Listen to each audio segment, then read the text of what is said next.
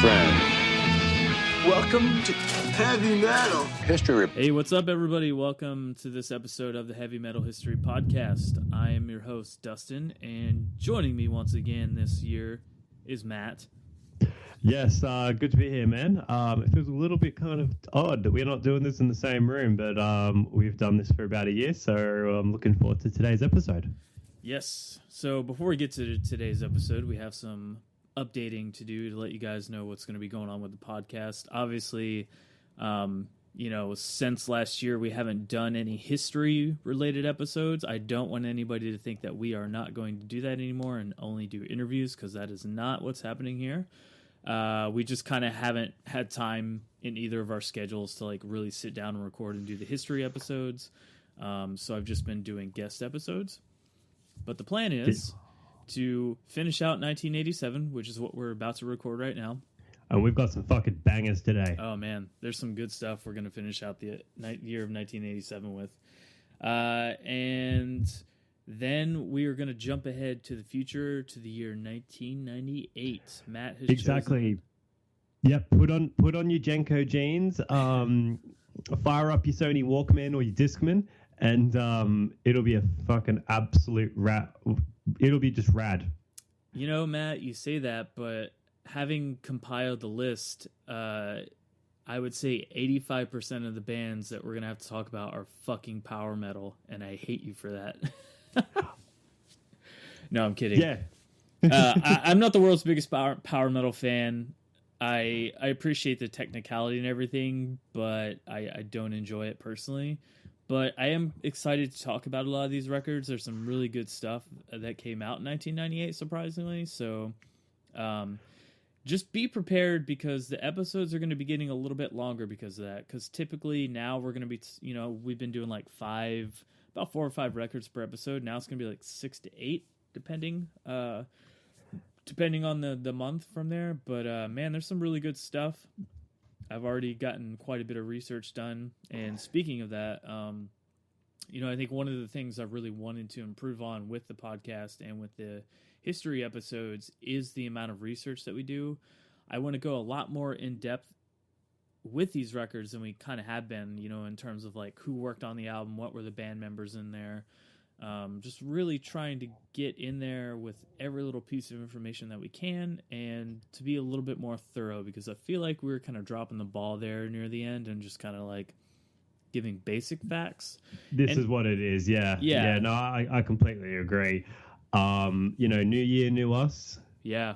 I really want to improve on this stuff. I'm seeing feedback from a lot of you guys now, and it's really fucking cool to kind of hear what you guys think about the podcast, and we appreciate you guys listening to us. So whether you're a new listener that's kind of jumped on from some guests that you heard on the podcast, or you've been with us since fucking day one, we really appreciate you guys, and we hope you keep listening and tell all your friends. So with that out of the way, Matt, do you have anything to add to that? No, I'm just really thankful for any kind of listen that we get. Me too. It's fucking rad. Yeah. We're so far this year, man. Our numbers have been looking great, and I think the podcast can only go up from here. So, indeed, 1987. We're gonna finish it out. We're gonna do October of 1987. So with that, we're gonna be talking about Sepultura's Schizophrenia. We're going to be talking about Exodus, Pleasures of the Flesh. And rounding out this episode will be Sanctuary's Refuge Denied, which kind of the timing of it, Warrel Dane passed away about a month back maybe. And we were planning on doing this episode, and then he died, and then we were like, yeah, we need to get this out, and it just never happened. So now we're going to get to talk about it, unfortunately, after he's passed. But hey, man, it's a good little kind of remembrance thing to do that. Yeah, good little tribute. Yeah, it just gives it that much more emphasis on the album. Yeah, definitely. All right, so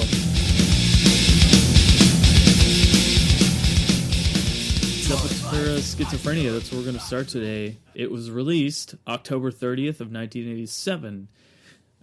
So the lineup for this album was Max Cavalera on the vocals and rhythm guitar, his brother Igor on drums, Paolo Jr. on bass, and Andreas Kisser on the lead guitar. Yeah, it's the standard Sepultura album lineup that everybody likes.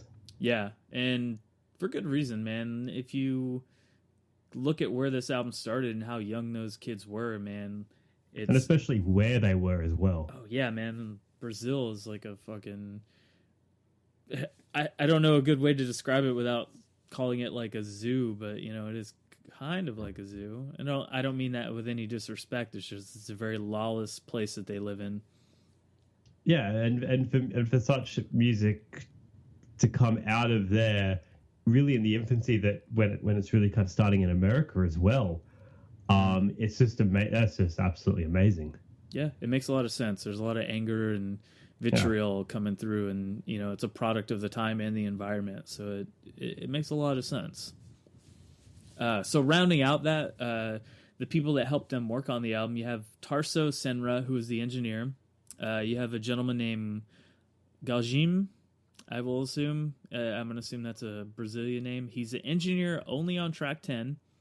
And then they had the legendary Scott Burns, who did the mixing only on track 10. And Henrique Portugal, who did the synth. Well, guys, we got about 8 minutes in. I ordered a pizza. The pizza showed up. Let's get right back to where we were, talking about the engineering guys. And so the last guy on the engineering side, you have Paolo Gordo, who played violins on this record.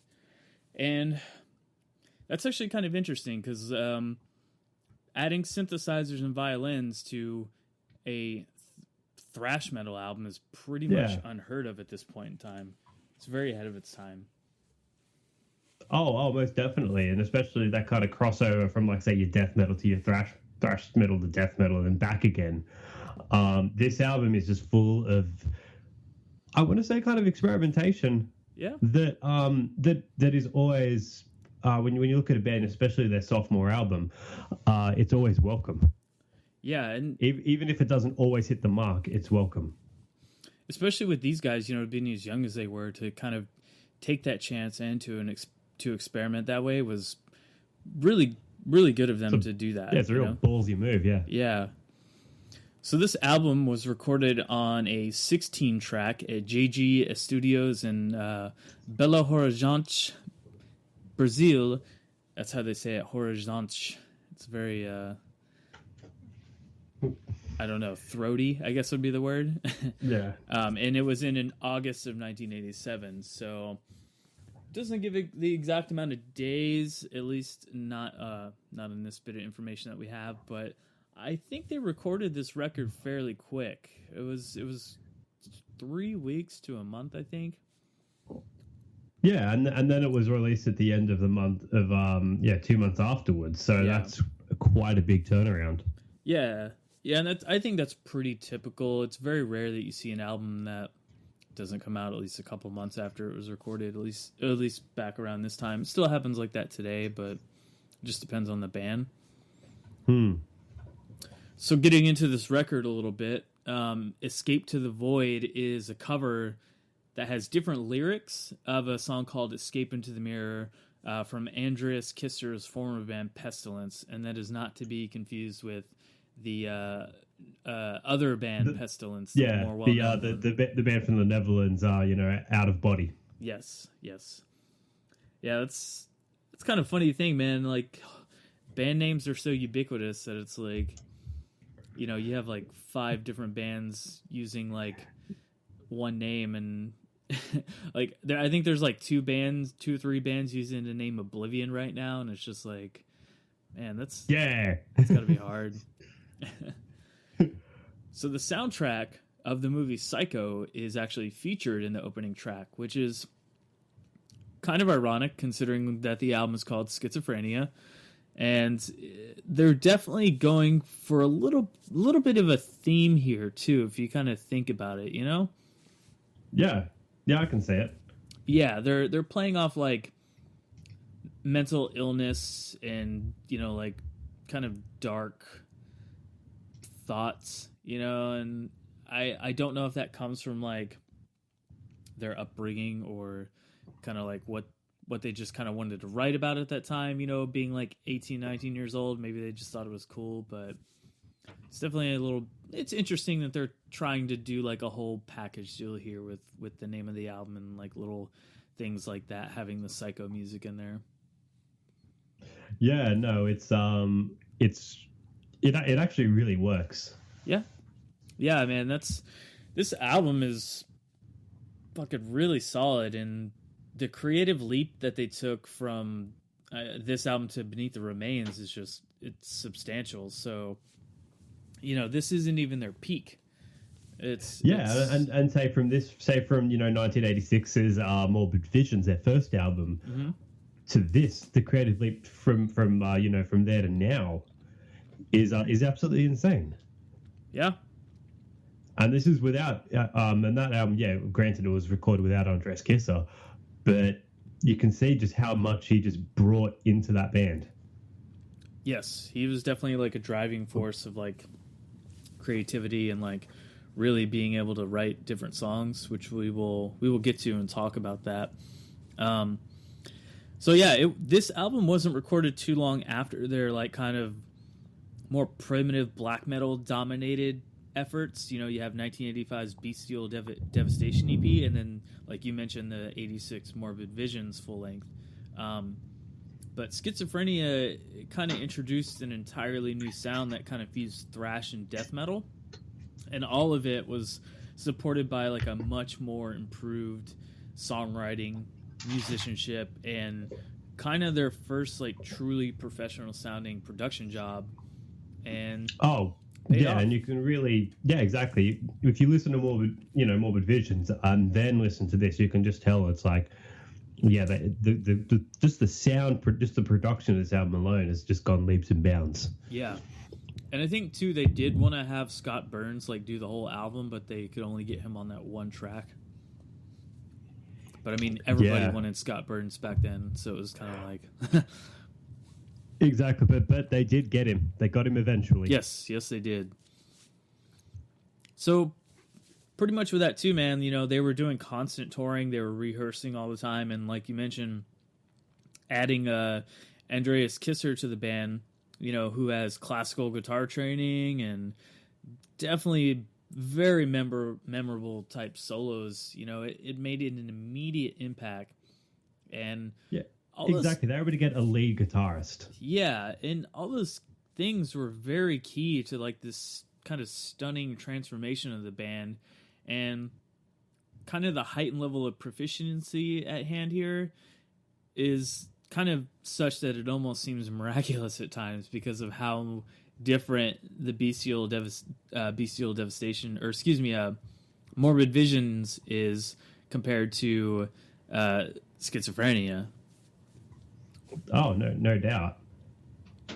But I mean, when you have a guy like that is kind of leaps and bounds better than like previous guitar players in your band, there's just something about the style that's going to shift a little bit. You know, you can, because you have like new eyes looking at an old thing, so to speak, if that makes sense. Yeah, exactly. And then the rest of the people will basically, you know, move around like a musical leader in order to fit them. So people will just improve, like people will improve playing, they'll improve songwriting, they'll improve composing the actual music as well. So and this is a actual just fine case study of this happening. Yeah, because I mean, if you look at the tracks on the album, you know, you have like really precise, lightning quick staccato riffing and multiple, you know, really distinct but interlocking sections. The album's even opening triplet of From the Past Comes the Storm, which is very funny enough, like a mistranslation, I guess.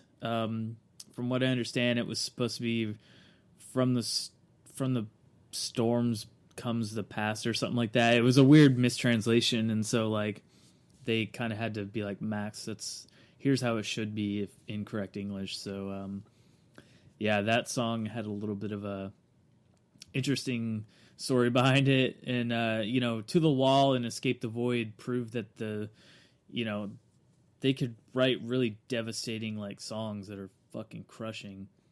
But then on the opposite hand, you have a 7-minute instrumental in Inquisition Symphony that is kind of more breathtaking in the fact that how diverse it is, you know? It really showcases the band's incredible newfound combination of melody and aggression while adding like a lot of the synth and I think violin stuff that we talked about. There's some synths in there. There's some strings in there. It's really kind of out there, really experimental. And the fact that like we had that that cello band Apocalyptico, Apocalyptica. Yeah, they actually have done a cover of that. Yeah, and it's out of all the things too, man. If you think somebody's going to cover a Sepultura song, that's not really the first one that would come to mind, right? Yeah, exactly. But they did it, and it worked, and it's fucking awesome. No, I completely agree. So, along with that, they did actually re-record an earlier song that they did, Troops of Doom. So that kind of bookended a few supposedly less distinctive songs on the record. People tend to say that Septic, Schizo, and R.I.P. Rest in Pain are kind of like middle-of-the-road thrash songs. But that's not really a bad thing, because at that point in time, thrash was still pretty brand new, and to call something back then middle-of-the-road doesn't seem... come on. Yeah, it doesn't seem right. I mean, to be fair, I did have this album on today. I was driving back from the beach today. It's summer here, so you can do that. Driving back, I decided to put this album on, and the first 4 tracks we were talking about, absolute just fucking bangers. But then you get to these ones, and it's like, it's more the same, and it's cool, but like nothing's kind of really there. And that's listening to it with kind of, you know, modern ears and just how much thrash metal's been there. But I'm sure if you would put this album on 1987, 1988. That you would just be like, yeah, keep going. Yeah, I think that's a lot of the appeal of Sepultura, is that, you know, because they're from Brazil, which is so far away, when people would hear this record, they would be like, what the fuck is this? This is some of the craziest shit I've ever heard. Because it made a huge impact, you know? I think all these things that they kind of did better with the band, it helped make Schizophrenia like the first Sepultura release to make serious waves in international critics as well as fans. And I mean, you know, like I said earlier, it just set the stage for how big Beneath the Remains was going to be. Oh, of course. And like 87 to 95 Sepultura has to be one of my favorite like eras of a band ever. Oh, dude, Nomad is probably one of the heaviest songs by far. No, I would, when I was still in high school, I'd drive into whenever I'd be driving into like, you know, the school parking lot, it'll always have either you know, one of the, like, from Beneath the Remains to Roots, one of those albums in, and I was that kid driving into school. Gotta pull it blasting like the heaviest thing that you can possibly imagine. Exactly, yeah.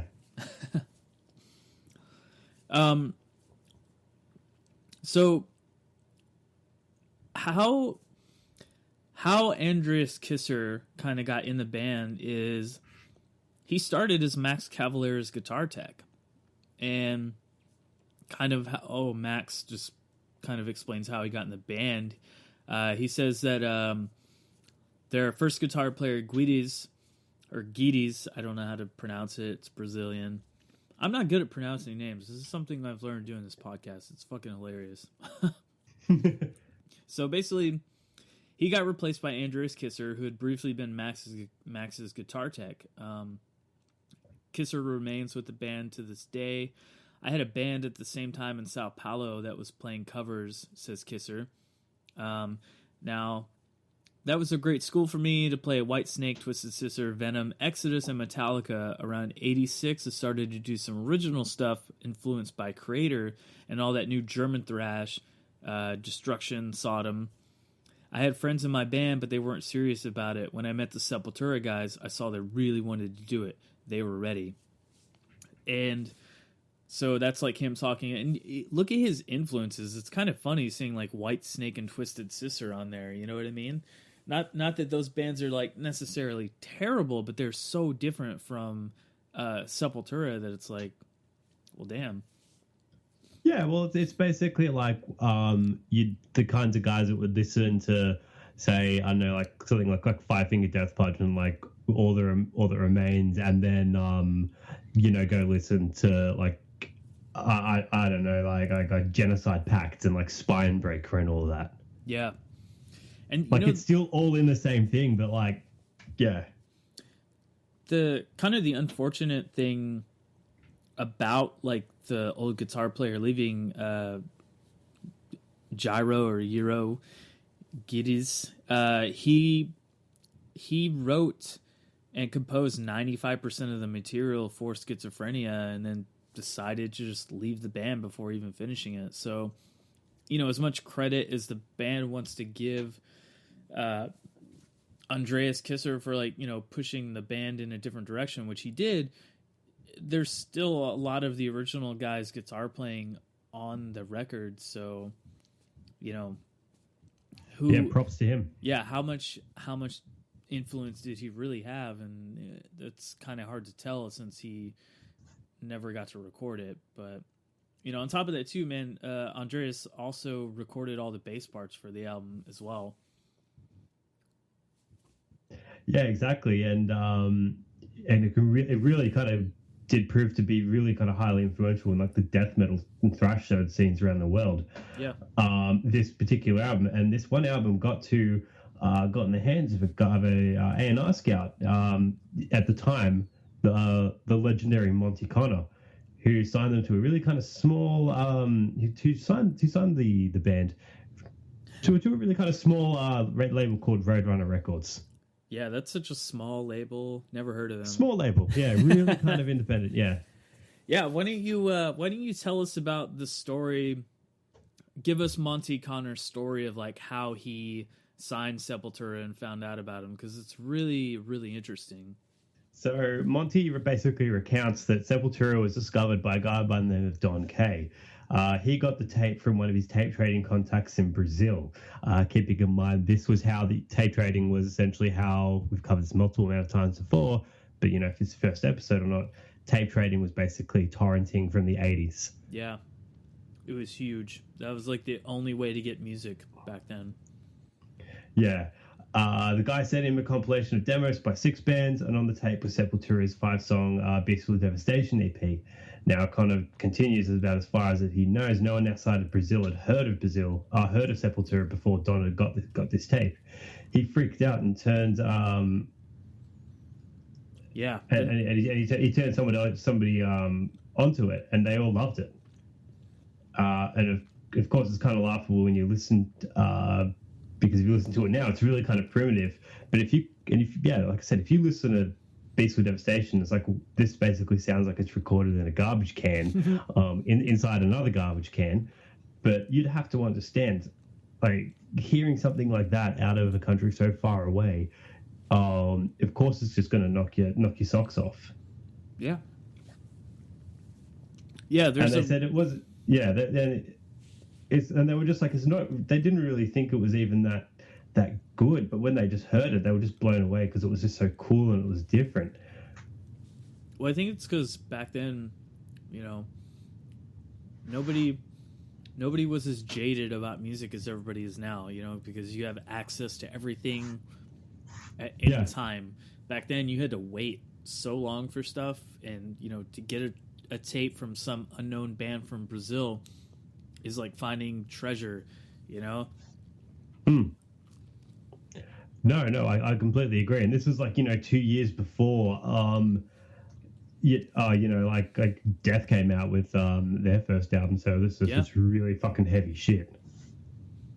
And it really is, man. Like that's one of the things about the production on this album is like, it's got some pretty fucking heavy like guitar riffs in there. It's not like, it doesn't sound mind-blowingly amazing, but it sounds really good for recording in Brazil in 1986 or whatever. Or Yeah, no, 87, sorry. Yeah, 87, yeah. So yeah, he tells a little bit more about the story of like why he signed them and like how he kind of found out about him. And he explains that he brought the band over to Roadrunner. This would have been in January of 1988. So they actually didn't get signed to Roadrunner until after this album was out. It had been out for like a good 4 months at this point. And he played them the Schizophrenia record because it was already out in Brazil. And he says that, to me, Schizophrenia was such a monumental leap up from Morbid Visions and Bestial Devastation. And people like to joke about the fact that on Morbid Visions, the guitars were not even in tune on the recording. And that's pretty bad. And he even says, too, that the thing is, Andreas Kisser was a technician, and he was by far the guy in the band with the most musical ability and the most talent at that stage. So he really added a whole degree of musicality and maturity to the band. So that's why from Morbid Visions to Schizophrenia was such a massive growth in every direction, from the playing to the writing to the production. To this day, Sepultura would never have happened to the extent they did without the partnership between Max and Andreas. That was where the magic of Sepultura lied.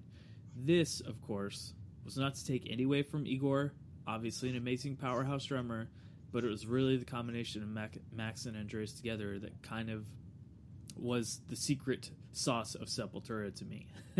And that's how he explains why he signed them, and what it was that really like turned him onto the band. Yeah, exactly. And I think that is absolutely true about that one band. That is the reason you've got basically lead and rhythm guitars. That is what made Sepultura of that era. Yeah. And I don't know if, Matt, you've seen any of like their music videos or live videos from back in the day, or even just like pictures of them. I've seen a few, yeah. It's so funny to me seeing like little young tiny Max Cavalera, and it's like long curly blonde hair, and he's just so like, you can kind of tell because like even now he's still a really cool guy. Like he's always talking about bands that he loves and just like how much he really loves music. But even back then you could kind of see like how much his passion for music was just in him. He was just like so wide-eyed and ready to like play music all the time, and it was very apparent like how much he gave a shit about music, and especially heavy metal. So I think if there were ever to be a heavy metal Hall of Fame, Max and Igor Cavalera are like immediate like shoo-ins in my opinion. Yeah. No, they have to be. Even when you talk about, them in Sepultura, after Sepultura as well, on all kind of things that they've done, they are. I think the world's honestly a better place because they've had this kind of music. Yeah, and I mean, say what you will about like Nailbomb, Soulfly, and Cavalera Conspiracy, like those are all fine bands. They're they're still pretty decent, but they're not. I like Soulfly. Yeah, I'm okay with it. Like, I'm not going to go out of my way to listen to it, but I'm okay with it. I go out of my way to listen to it on occasion, and I actually remember seeing them like live, probably about say like 6-7 years ago now. Damn. And that was just fucking rad. I don't know if like how you feel about current Sepultura, but to me, I don't feel like they should be called Sepultura. They should have not been called Sepultura after both the Cavalera brothers left the band, you know what I mean? But they still put out some pretty decent stuff. Yeah. If you listen to kind of any of the newer stuff with an open mind, because I know this is a big kind of thing for big contentious issue as far as metal goes. It's like, do you listen to Sepultura after Max left? And a lot of times the answer is basically just like no. Yeah. But the weird thing is, and this is me and Jamie were kind of talking about this when he was on the podcast, is at what point can you just like except that the dude that replaced him is in the band permanently, because at this point, this current lineup of Sepultura has done more records than the original lineup of Sepultura. So it's like, who's really the real Sepultura at this point, you know? Exactly. It's look, I mean, and good on. I think they're coming out to Australia with like Death Angel soon, or they already came out or something like that. I'm not entirely sure. But yeah, if I was to go, I'm sure they'd put on an absolutely just fucking great show. True. I did get a chance to see them when I was touring in Europe, but I didn't. I didn't watch it like super hardcore. I just like saw it. Yeah, I saw like a song, and I was like, I don't know what they're playing right now, because it wasn't like, obviously it wasn't any old stuff, so it was fine. I mean, you know, it was in a festival, so couldn't really hear it that well, but it was all right. Yeah. But 30 years, does this album still... Well, 31 years now, actually. Yeah. Does this band still... does this album still stand test time? I say yes and no. This is a hard one. No, in the fact that the production is kind of for now. Like, it doesn't really sound the greatest compared to a lot of stuff. But I think there's a lot of songs on there that really kind of stand the test of time in terms of how they were written and the energy behind them, you know? Yeah, I'd say the first half of this album does, but the second half not so much. And if I was, you know, to say, hey, what's the Sepultura album I should listen to first, it wouldn't be this one. Yeah, that's true. I think I'd be the same way. I definitely would not recommend listening to this one first. This is like, as far as the like of the classic lineup, this is like the deep cut. Yeah. Of it, yeah. And not to say it's bad, but like with all of the other stuff you've got on, and that, you know, that classic, you know, like run that they had. Jesus Christ, yeah. Yeah, I know when I was doing research and I was listening to the record, I had a good time listening to it. Like, it wasn't a bad record. I was actually like pretty into it, but it honestly just made me want to listen to Beneath the Remains or Chaos AD. So yeah, I wanted to put on a Rise like straight after this. Yeah. So I guess that's the only downside to it, but yeah, I don't know, man. I'm a little conflicted because I do feel on one hand it does hold up in some respects, but on others it just kind of falls short. No, that's fair. That's fair. That's fair. Yeah. So what do you think? Yes, no? Yeah, like I said, I think the first half of this album does, the first half doesn't. So basically, you know, it's 50-50. It goes either way. All right. So that's Schizophrenia, guys.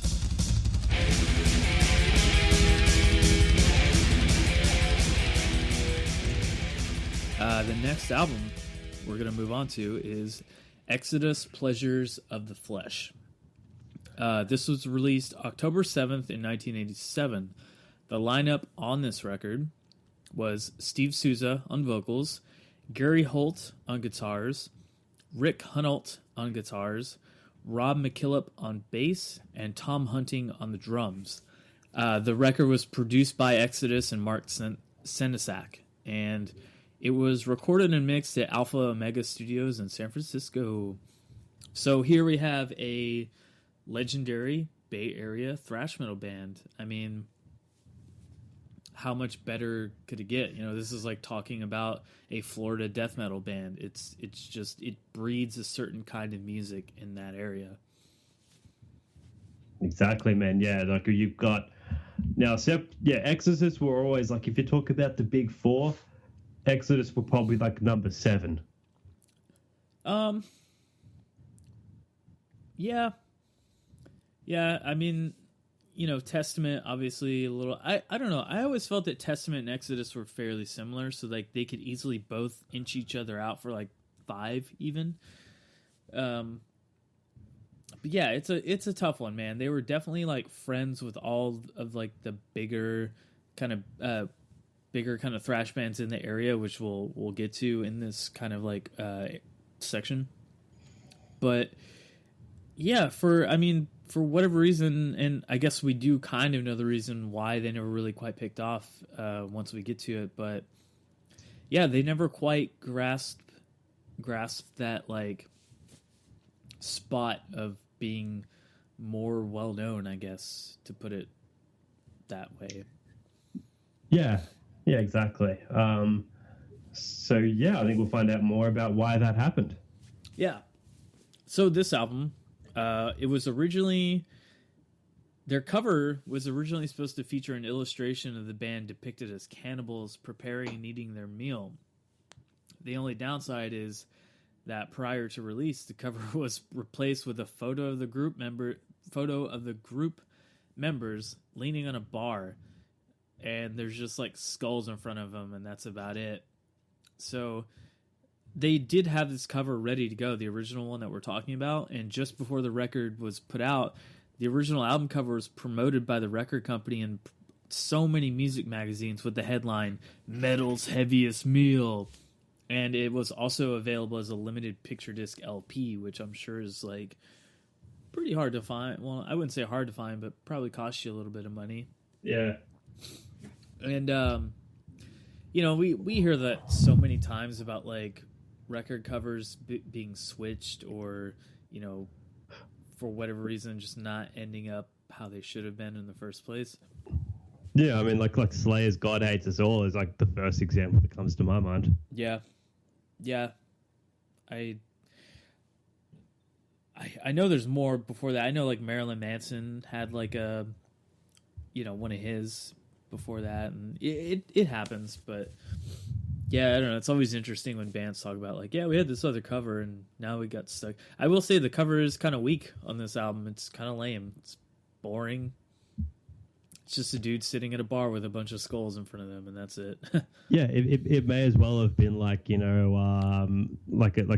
Motley Crue or like a White Snake like photo shoot.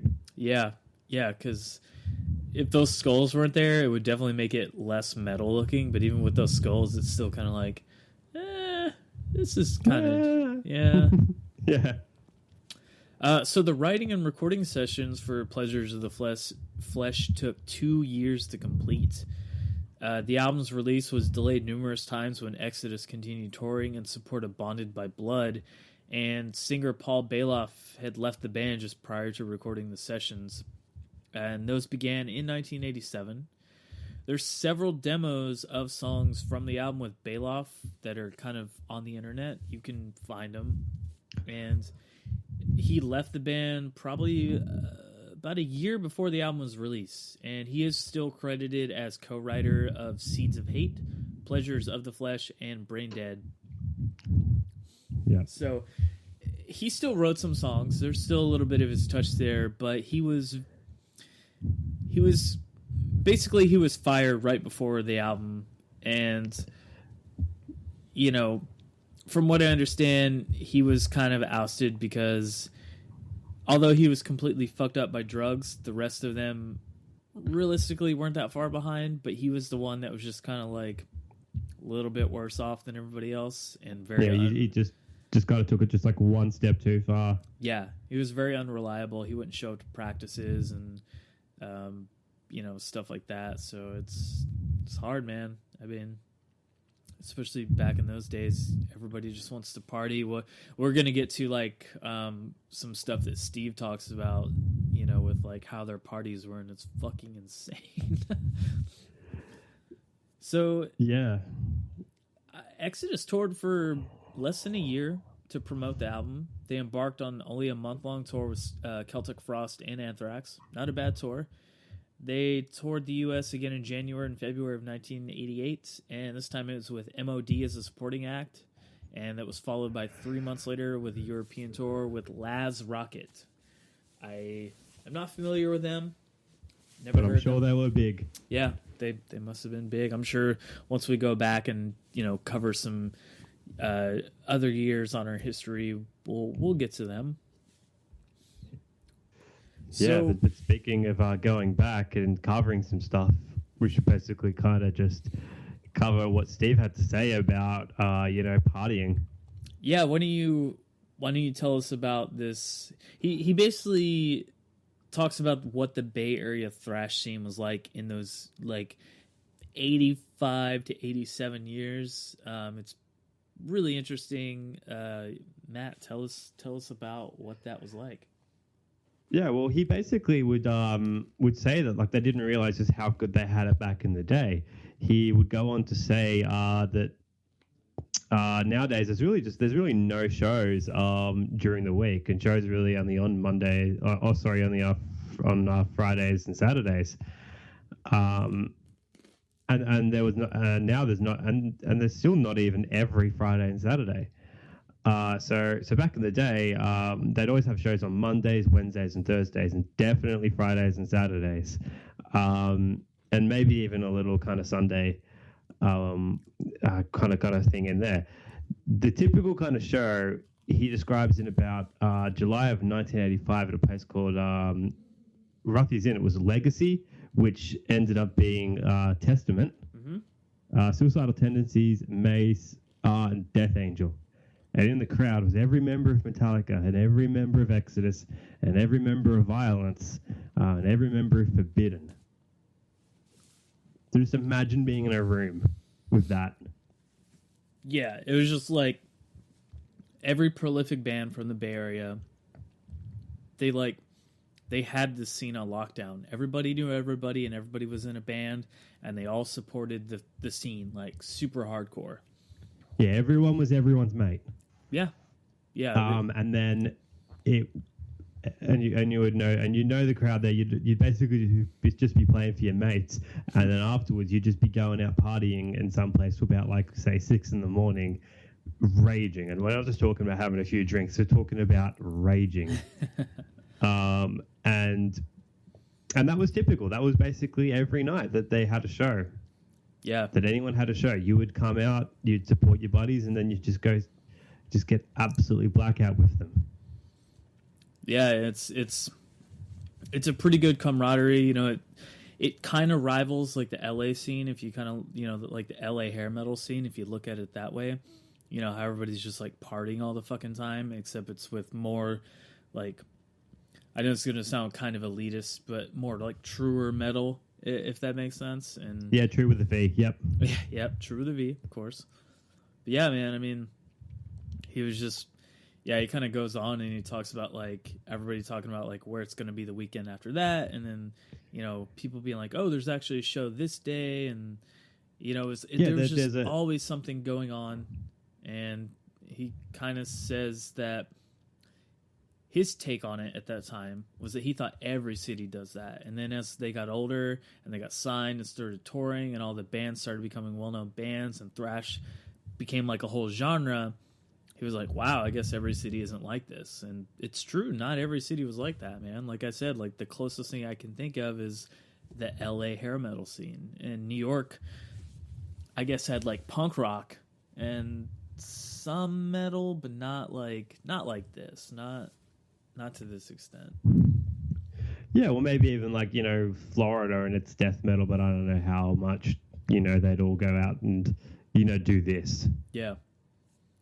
I will say some fun facts that I kind of put in here that we like to keep up with is, we get a lot of people talking about how Metallica is their influence on something, whatever album that may be. I've been calling it the Metallica, so because we keep tallies of which Metallica albums. Get it, guys? So basically Steve says that like all he listens to is either Kill 'Em All or Ride the Lightning, and because that's when they were hungry, and he can deal with the next two albums being Master of Puppets and Justice for All, and he thinks Master of Puppets is a masterpiece, and that was Cliff Burton's last album. And he kind of like talks about how metal kind of kept progressing, and then when the Black Album came out, he was like, okay, I guess. But he really says that album helped kill metal in the 90s when when it came out, and that's what helped the grunge scene come in so strong, because Metallica didn't stay true. They could have taken thrash bands out on the road to help flourish the scene, and they didn't. Yeah, that always is ridiculous. Like, I mean, granted, they've always wanted to take like the best, like the best of the kind of up and coming bands out of everything. Like, I remember granted, never went to it, but you always hear the lineup of the Summer Sanitarium tour. It was like Mudvayne, the Deftones, Linkin Park, and Limp Bizkit and Metallica. Yeah. When they were touring St. Anger. Now, that would have been fucking great to see. I don't care what you say about like a young, like White Pony probably just came out. Yeah, I don't know. White Pony just came out. The End of All Things to Come from Mudvayne just came out. Linkin Park, still going strong on Hybrid Theory. So yeah. And even when I went to even when I the last time I saw Metallica, it was like into Australia they brought out Baroness and Lamb of God. See, now that's awesome, because they're bringing out like pretty good metal bands. Although, but at the same time, you could say, the other things that were pretty good metal bands too, but like none of them were really like a thrashy type bands or anything at all. It's always different kind of genres of different things that are really kind of ones that's really kind of established itself, but they can go to the next level if they've got someone like Metallica out there, and then bands that like Baroness. I think this was on the Blue album, so before they even got like massive. Damn. Yeah. What's funny too is there's a Lamb of God song where they rip off Testament like super hard. Really? Wasn't that like the last album they put out where they just ripped off Testament?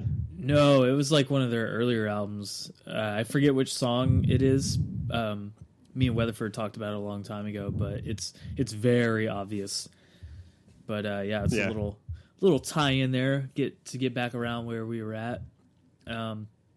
So Matt, I pulled this little fact for you.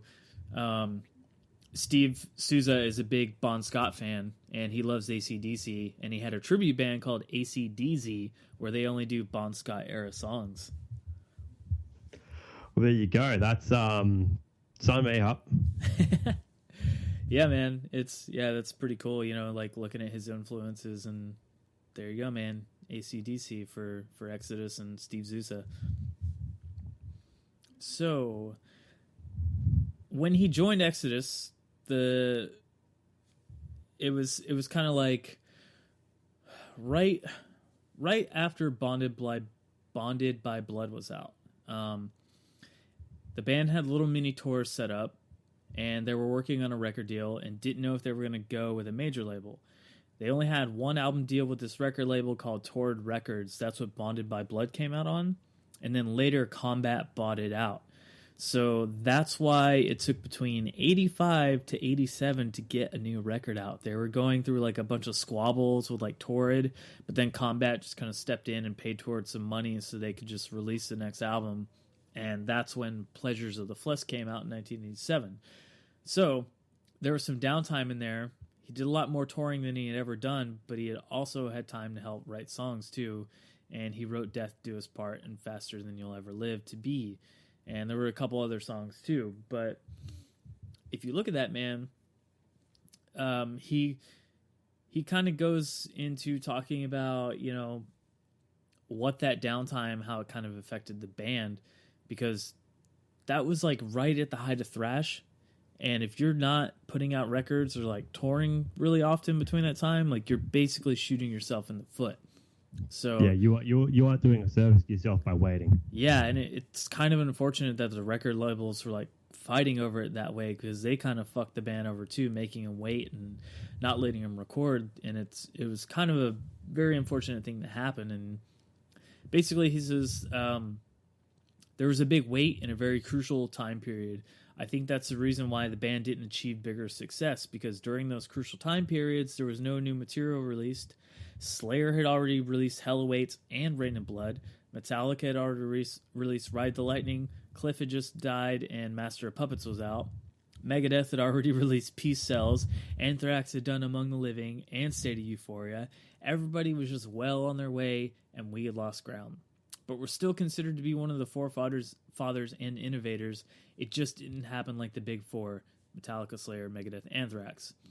And he kind of says, well, if there was a big five, like, would you guys kind of be in that conversation? And Steve agrees, which I kind of agree too. But like I said, there's Testament in there, and there's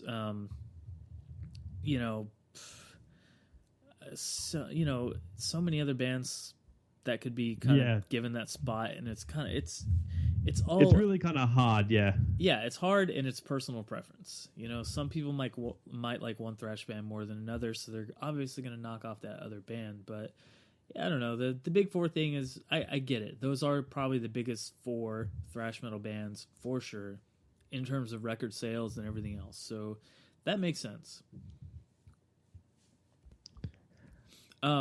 He does talk about the recording budget for the records. He said in 1986 they got $60,000 to record Pleasures of the Flesh, and that was a pretty big budget for then. And then he kind of talks about later on when they went to Capitol Records and the deal was worth $3.5 million, and the budgets went to like $280,000 to $300,000 for a record. At that point, Christ, yeah, that's big money right there. You don't see that shit anymore, but like ever, especially in metal. It's rarely even in music anymore. Like they now talk about the typical budget to record an album now is probably about like $10,000, and then Steve basically says, I can do it for $5. Yep. That's exactly right. We're not going for tape. We don't have to, burn money every time we get something wrong. It's all digital. We can just delete it, do it again, and it can just be done faster. Yeah, I think it's exactly right. But back in '86, man, like that's, you didn't have those kind of like technological advances quite yet. So, even now he talks about how long did it take to record the album, and he said it took a month. From top to bottom, and they recorded it at, like we talked earlier, Alpha Omega Studios in San Francisco. It's now actually located in San Rafael, California, and they actually work with a guy that produced like a bunch of Blue Oyster Cult albums there. So that's pretty cool.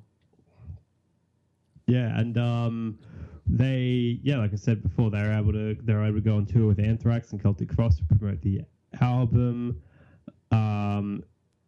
And it was basically during the time period when it was before Celtic Frost was our glam period. I think it was the album we talked about a few episodes ago. Yep. As well. Yeah, and they toured on that album for like a whole year, and pretty much as soon as they got off the road, they went right back into the studio. They took 2 weeks off to kind of get their heads together.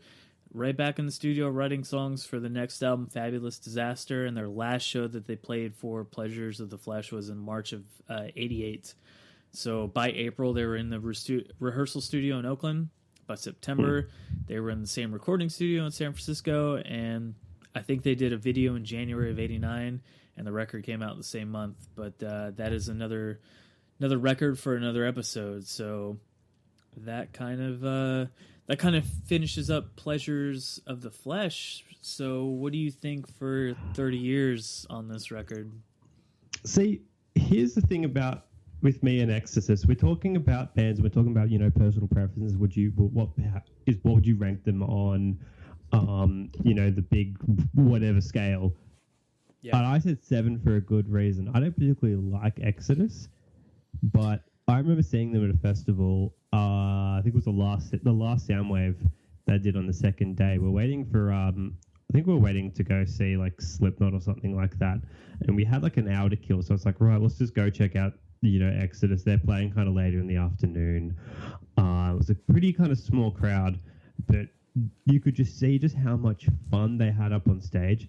Mm-hmm. This was Sousa was back in the band at this point.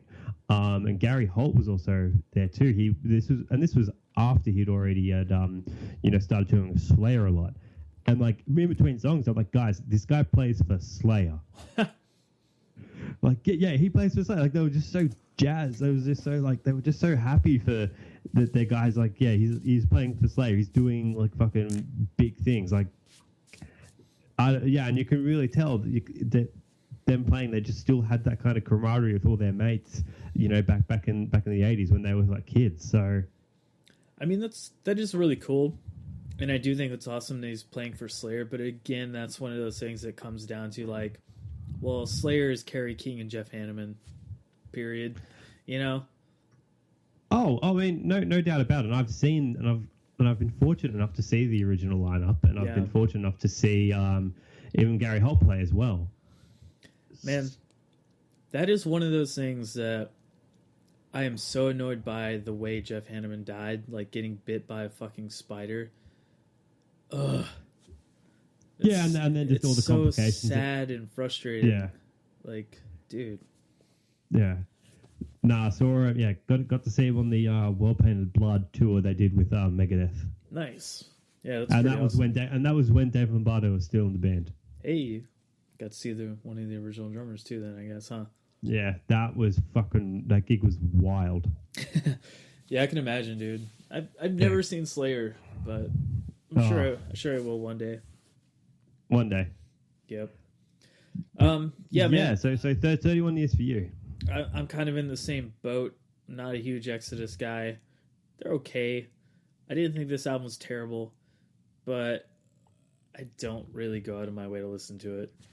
Yeah, I feel like they're better people than what the music is. Yeah, and I think like a thing we didn't really touch on too is that Sousa was in Legacy that would end up going on to be Testament. You know, so there's so much like inner like band member stuff with all those bands that it's 6 degrees of separation.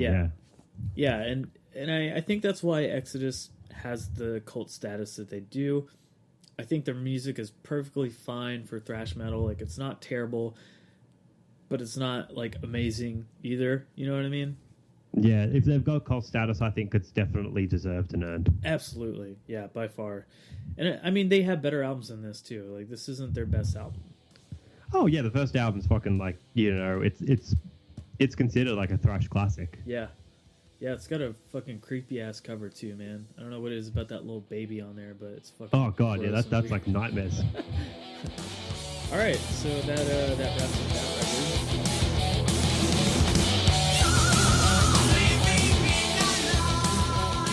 record. Let's move on to Sanctuary's Refuge Denied, and so. This album, finding information on when it came out is really hard. Some parts say it came out in October, others say November. So I just put that it came out in November of '87. This is the weird thing. Is like, you would think all that information is like easy to find of like when something came out, but god damn it, sometimes it is so hard to find a date when something came out back then. Keeping in mind, there was also a lot of kind of issues with record labels too. Some parts, some parts would get it earlier than other parts, even in your country. Yep. And it would take years for that record to come out, for an actual distributor to actually get that record put out here too. Yeah. So if we have a date wrong, forgive us, but I'm doing the best I can with what I can find, and as far as I know. It came out in October, but it could have possibly also came out in November. So we're just going to go ahead and put it on this episode just because, with Warrel Dane passing, I think it's good to talk about this record. And it did came out in '87, so it makes sense. And the lineup for this album, obviously, the legendary Warrel Dane, who just passed, who went on to do Nevermore and a solo band. He was on vocals. You had Lenny Rutledge on guitar and backing vocals, Sean Blossel on guitar and backing vocals, Jim Shepard on bass, and David Budbill drums and also backing vocals. So that's like the main band. And then you had some additional musicians who worked on the record, one of them being Dave Mustaine, who kind of helped find this band and get them together. He did some backing vocals, and he did a guitar solo on song 6, and he did the production on some of the record. And you have James Overa, who did backing vocals, and Rich Fertner, who did backing vocals. And then The technical personnel, the people who helped make and put the record together, you have Paul Lonnie, who did production and mixing. You have Terry Date, who did the engineering. Mike Armstead, who did assistant engineering. Don Grierson, executive production. Lynn DeBond, who did the photography. And the legendary Ed Repka, who did the cover art. And the cover art is fucking phenomenal. Yeah, it really does, like, just stand out. Yeah, you know an Ed Repka cover, like, as soon as you see the style, you're like, oh, I know who that is. And, yeah, he's got a legendary style, much like Derek... I am blanking on his last name that does... Oh, Derek Riggs. Yeah, Derek Riggs, who does Iron Maiden stuff. So, yeah. This was recorded at Steve Lawson Studios in Seattle, Washington. It was mixed at Granny's house in Reno, Nevada, and at Village Recorder in LA. So definitely quite a few places it was, handed around, which is pretty normal, I'd say. And I guess, the one thing, man, that we kind of got to talk about is you can't really talk about the debut record without talking about its producer, Dave Mustaine, who worked on this record in the space between Megadeth, Peace Sells, but who's buying, and So Far, So Good, So What. In fact, the story goes that the members of Sanctuary went to a Megadeth show and partied with Dave Mustaine in a hotel room. Mustaine was shown the band's 86 demo and was so impressed he offered to produce their album. And, it definitely sounds like something that does not happen anymore. But kind of as the story goes and continues from there, Mustaine also provided further involvement in Sanctuary's life by denying guitarist Jeff Loomis a part in Megadeth following Chris Poland's departure. Loomis would go on to form Nevermore with the rest of the Sanctuary members. So, before any of that would transpire, however, and before Sanctuary would go through some radical changes, this album, Refuge Denied, was born. So that's some pretty good, that is really kind of like, you see your 6 degrees of separation there. Yeah. It really just goes to show just how tight-knit this kind of like thrash metal, community really was. Everybody knew everyone, and people were wanting to help, each other out. Yeah. Yeah, and I mean, to think about that, man, like to party with Dave Mustaine, to get the balls while partying with him to be like, dude, listen to our record. If that happened nowadays, if you were partying with some band and you pulled out like a demo CD, you're like, yo, listen to my band's demo CD, the band would either start laughing at you or like ignore it. Nobody would. Well, I tried to party with Dave Mustaine and his fucking security kicked me out. Yeah, you just wanted to do some. You wanted to ride the white pony with him. No. This was this was probably about it was about 8 years ago. I remember being at a festival. They played Rust in Peace start to finish, and then I somehow ended up in kind of like the back room because they were headlining the festival. Mm-hmm. Now I'm not going to do the impression, but he was just like, he noticed the guy, like he noticed us there and went to the security kicked us out, and some other guy, random guy we were with, we kind of met that day, we're just like, we better not fuck with, he basically just shouted, we better not fuck with Dave, he knows jiu-jitsu and he's a black belt.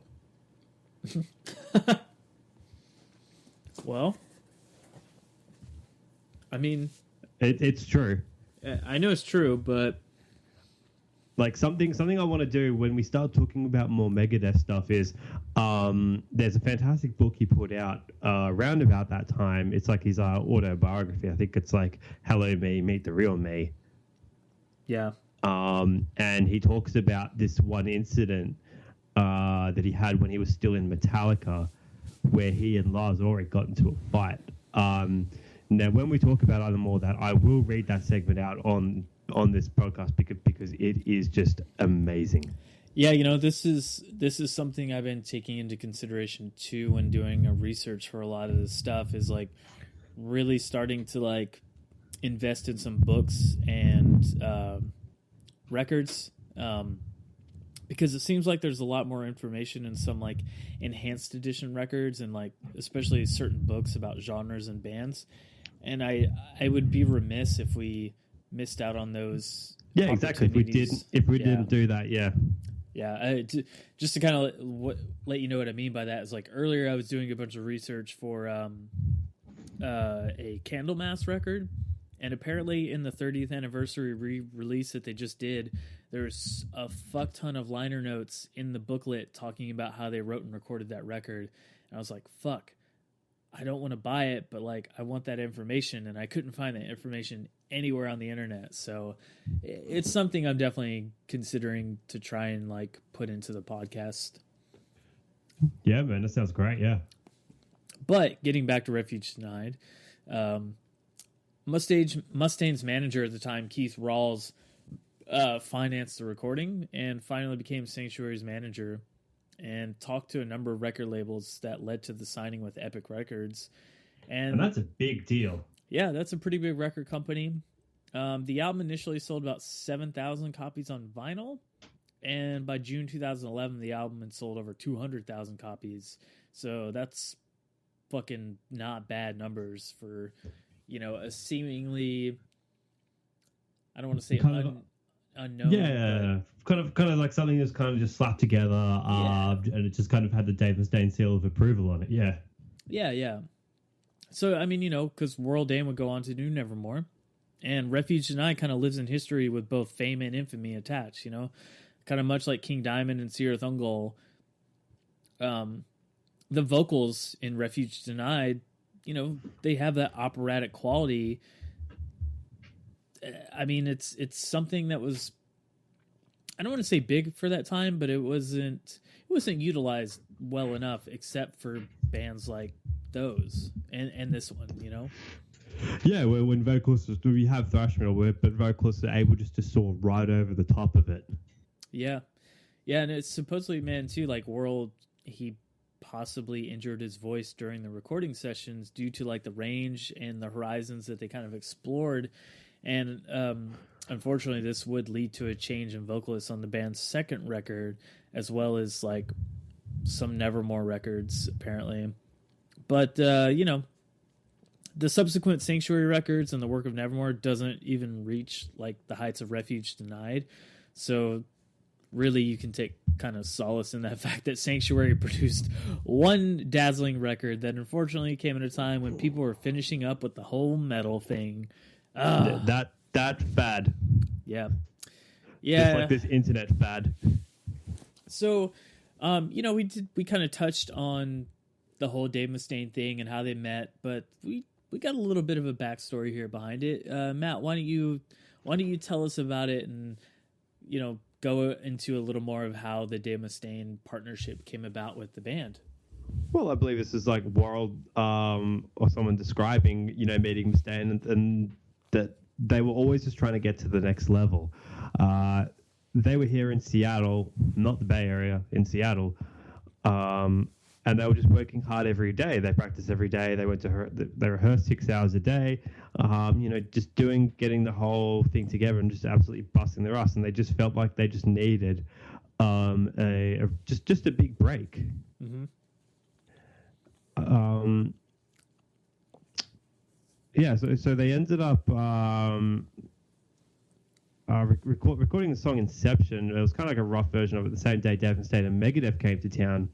So we're in the recording studio, and then there was a King Diamond Megadeth show that night, and they were going to play at a place called the Moore Theatre. I don't know if that's still around. Yeah, I'm not sure. Yeah, and I remember... yeah, and he says, I remember telling the guys that we're going to try and meet them and we're going to try getting this tape. That's what we have to do. We're going to fucking hustle. I didn't even know why I said that, and you didn't even know why he thought it. Yeah. They say crazy. Now, no one, like I was just saying before, like, why would you do that? People that do that would either just get laughed or get thrown out. Yeah, absolutely nuts. They went in hopes of getting backstage, but they couldn't get backstage. There was nobody to talk to me, no one to let me in. I was just a nobody. I was there standing at the back of the venue, and I heard someone talking about where Dave Mustaine was staying, and a friend of mine, of a hotel, and a couple of girls went down there and walked every floor of the hotel to try find him. There was no security, and we walked into every room and every floor of the hotel until we found the loudest room. The door just happened to be cracked open just a little bit, and he kind of just pushed it a little, and he could see Dave Mustaine in the room in the corner, of course, and he would just be drinking. I pushed the two girls in. I pushed two girls in, and they were pretty hot girls, and they could just pose a distraction. And so they really didn't notice me that much. So, there you go. There you go. You just got to get women. Yep. That's how they did it. They got two hot chicks to go in there, and then they were like, well, we're just going to coast along with you guys. No big deal. Don't mind us. Yeah. Yeah, so Dave Mustaine, so he saw Dave Mustaine over in the corner of the room, and he remembered that he had his it's like he was holding like some kind of rubber shark. I don't know why he was doing this. It was like a rubber shark he was holding, and a bottle of some kind of alcohol. Cavassier. Cavassier, there we go. In the other hand, and he looked at me and he said, "Hey, you." And I remember thinking, "Oh shit, here's where he's going to throw me out in here," and I know it. But he just motioned me to come over, and I went to sit down, and we started talking. He was like the nicest guy. Go figure, man. Drunk Dave Mustaine is a nice guy. Yeah. He further continues that he was very shocked that this even was even a thing. He always had the reputation of being Dave Mustaine, and Dave just says to him, "Hey man," again, I'm not going to do the impression. "Hey, do you want a drink?" He gave me a drink, and we started talking.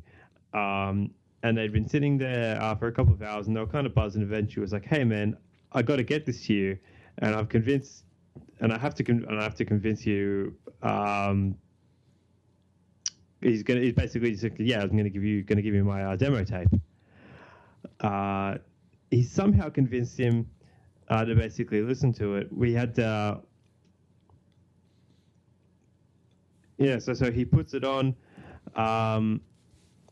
Dave's just like, he's just absolutely just blown away. He says, "Nah, this really just can't be real. This is just amazing." And it's like, "I need to get in contact with you." And back in like 1987, no one really had basically like cell phones or mobile phones to even call each other. Yeah. So he ended up calling Dave Mustaine's house like after this whole party to kind of get back in contact with him. And it was his voice on the answering machine. And then the next call after that, well, the rest is basically history, as they say. Yeah, and I mean, that is just like one of those perfect storms of things just happening at the right place at the right time and meeting the right person. And yeah, Dave Mustaine really taking a chance on a band to get their music out there. I think that says something about the band too, man, that like Dave Mustaine's a great guitar player and a great songwriter. So to impress him, that much says something about this band. Yeah, exactly. But then when you kind of listen to the album, I don't know, it just kind of didn't do it to me. And even before I knew like that Dave Mustaine was involved in this, I was thinking to myself, this sounds like Megadeth, and I want to listen to Megadeth. I don't know. I don't really get that vibe terribly much, mostly because the vocals. I think because Warrel Dane's vocals are so vastly different from Dave Mustaine's that I didn't feel like it was Megadeth, but yeah, I don't know. I mean, the record was okay. I don't know. Yeah, I think it was kind of average. It's just not for me, but I mean, there's people that love it and there's people that love Nevermore, and I never really got into Nevermore. I'm hit or miss on Nevermore. Like, there's a couple songs that are pretty good, but yeah, I'm not like super into them either. I remember the first time I saw a Nevermore music video. It was the Enemies of Reality video. Okay. And I remember seeing Warrel Dane with that giant fucking septum ring that he has in his nose, and I was just like, God, god damn, like what is wrong with this dude's face that he needs? He needs that giant septum ring. I was so like kind of weirded out about it. Meanwhile, like David Draymond was like, hold my beer. Oh yeah, Jesus. But I mean, does he like, still have that thing? I don't. I'm gonna look it up because that is fucking hilarious. If he still has that thing. Yeah, but yeah. So like, I was kind of like taken aback with like that video and that song. So like, that's one of the songs that I typically enjoy. But yeah, I don't know. I mean, I don't think this album is terrible. Like, it's, if you look at, you know, like the history and the time that it came out and where the genre is at this point in time, it's a pretty good, I guess, point of how should I put this? I guess like point of contention. Maybe, no, not point of contention. It's a good litmus test of like where things have built up to at this point and where they're gonna go. Yeah, you can really see that this is basically kind of like a start of the new guard. Yes, because I mean we're getting really close to the end of the '80s. Thrash metal's peaking at this point. Like, this is like the height of the thrash metal movement, if not peaked already. You know, if you think about it that way too, like it could have. It's probably pretty much peaked at this point. Yeah, it's almost starting to go downhill. Yeah, and I mean, you know, after this, you're just gonna see a huge stylistic shift into like more death metal stuff. Like, that's really gonna become huge over, you know, the next year or two, and then that blows up in the 90s. So it's a matter of like where the genre's at and where it's going. And, you know, you're seeing all these different kind of things being melded into the bands and the kind of music they're playing, that yes, you still occasionally, even in 1987, have some pretty run-of-the-mill, generic as fuck bands, but you do have bands every now and then that put out something a little different, a little interesting, with a little bit more I guess passion. With a little bit more, passion, and you can definitely tell that this is the start of something. Yeah, definitely. With this album, like I'm not the world's biggest fan of this, or not a great fan of this, to be honest. But you can tell that this is a blueprint, more of an album. It's a blueprint. Yeah, it's possibly what Nevermore should have been, or even then, like, you know, say for instance, like Jeff Loomis somehow, and not that he is in the band, but if he somehow ended up in this band, like, you know, would Nevermore have even happened? Would they have just stayed Sanctuary instead? Like, it's hard to say, but I mean, considering most of Nevermore is most of the dudes from Sanctuary, I mean, it's basically the same band. It's not a leap to say that. Yeah, and that's like kind of one of those things we were talking about earlier, where it's like, well, when you lose so many members, or like something just doesn't click with a band or their album, like at what point do you give up on that one band to start a new one and just go with a different name, you know? And I think with Sanctuary moving on into Nevermore, it made perfect sense. I think that was a better move for them in the long run. Exactly. And just an update on David Draymond. Yes, he still wears the little piercing below his bottom lip. Gross. Ooh, wah, ow. Yep, that's what his wife says when she kisses him. Well, I think that wraps up October of 1987, guys. I hope that you enjoyed those records. You know, if you don't feel the same way we do about them, you're more into them, that's fucking awesome. Obviously, I think if you look at that month, the highlight of that month was obviously the Sepultura record by far. Yeah. Yeah, 100%. Yeah. Yeah. Because we're getting almost to the end of 1987. I think we have November to do, and that's basically the last month. Yeah, because it's technically November and December put together, because I think there was only one record that came out in December, and I just kind of threw it on there. Metal shut down for Christmas that month. Yeah. That year. Yeah, that's a tough month, you know, December, to put out records, because it comes out so late in the year that a lot of people forget about it by the time next year comes around. So it's like, when you're doing like end of year, lists, compilations and stuff, it just kind of gets lost in the shuffle. Same thing with stuff that comes out like right at the beginning of the year. Yeah, it's hard. But yeah, that's where we're going. We're gonna finish up 1987 and then move on into 1998. Got a bunch of cool interviews scheduled. This Monday will be John Hunt from Dead to Fall. Oh my god, dude. We got into Are You Serious? I mean, we went track by track. He talked about what the songs are about, how they were written, when they were written, just everything about that album that you want to know. He fucking just divulges everything. I mean, even stuff about the inner turmoil with the band. Like, I cannot wait for you guys to hear that episode. Yeah, I am absolutely kicking myself that I wasn't able to make it. Yeah. But because I obviously being in a different part of the world, had to go to work, get a message from him like, dude, we just fucking went like in depth completely. And you better believe for the last week, I've been basically listening to nothing but like mid 2000s metalcore. Yeah, man, it definitely like got me back into like, because I think Villainy and Virtue is like on my, one of my top favorite records of all time. So yeah, I was listening to that a lot too. That, oh, dude. That and a lot of Unearth. Yeah, Unearth. Yeah. I definitely think Oncoming Storm is up there. But yeah, so like he also hooked me up with Logan Kelly, the guitar player who wrote on that album, and I'm gonna be doing something with him pretty soon. So it's gonna be like. Basically, one is from John's perspective of how the album was written, and from Logan's perspective, he was like, you need to get him on to talk to him about it because it's going to be awesome and it's going to be a completely different perspective than mine.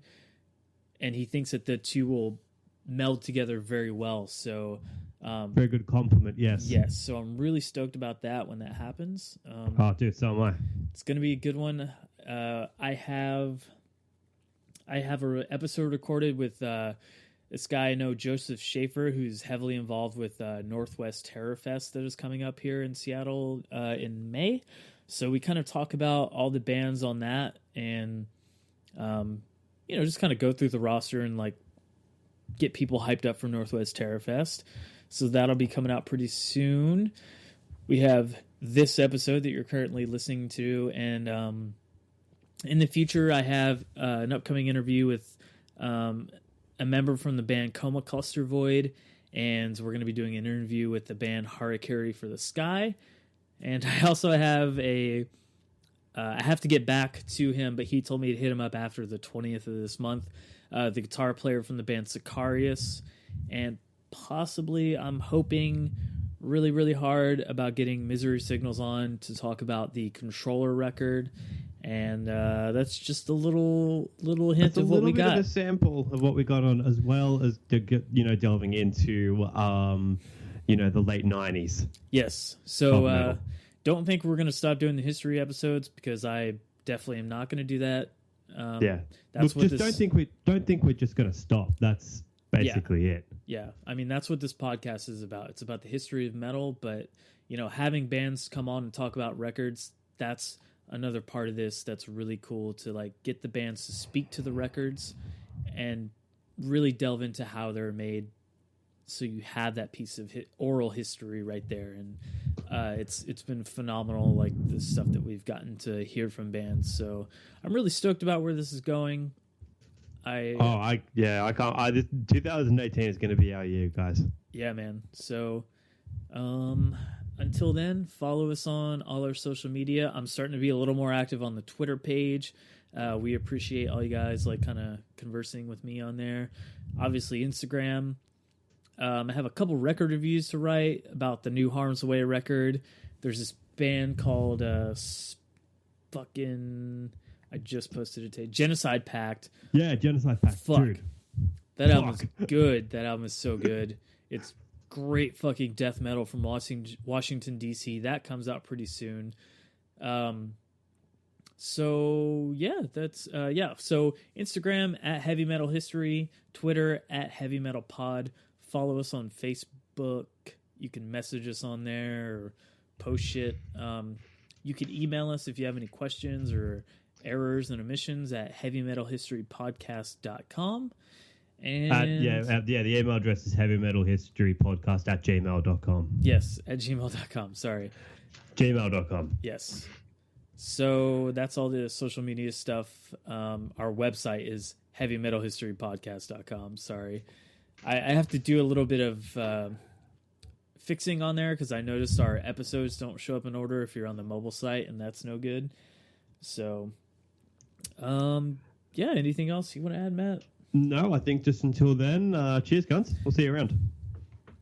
Be excellent to each other. And party on, dudes!